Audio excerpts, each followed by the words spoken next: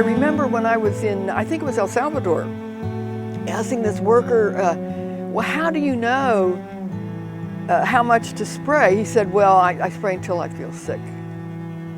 And that's how I know to stop. I've never forgotten that.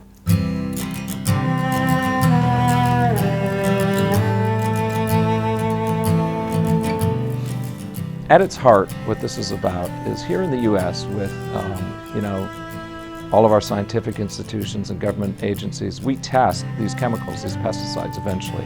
And as they are used in the real world, we discover things that cause cancer, that cause birth defects, that cause other kinds of central nervous system damage. But under our laws and regulations, it's perfectly legal for companies, once these chemicals are banned or highly restricted, to continue to send them overseas, even though they can't be used at home. So there is now a tree growing inside your belly, and I guess I'm glad at this. I started to realize that systematically, anything that was banned or heavily regulated or restricted or unregistered in the U.S. was being allowed by the U.S. government and in fact encouraged to be sent overseas, almost as compensation for the companies for losing the U.S. market.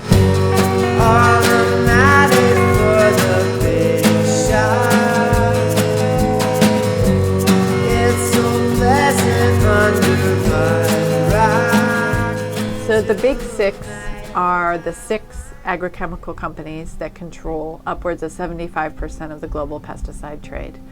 And the big 6 by name are Monsanto, Dow, Bayer, Syngenta, DuPont, and BASF.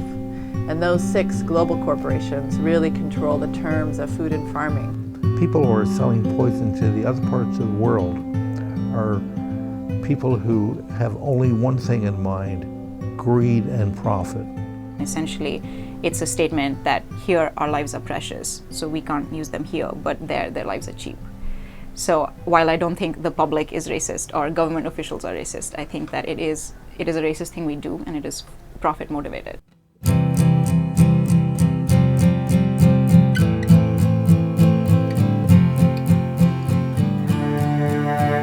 So I went to Mexico and I lived there for 2-3 years. And I would be out there spraying this stuff without no mask, no goggles, and nothing. I thought that's the way farming was.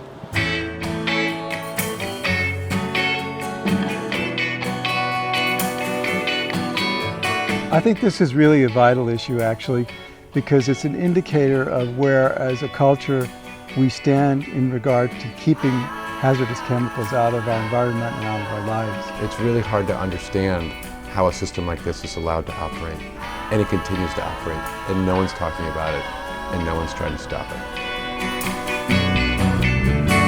Welcome to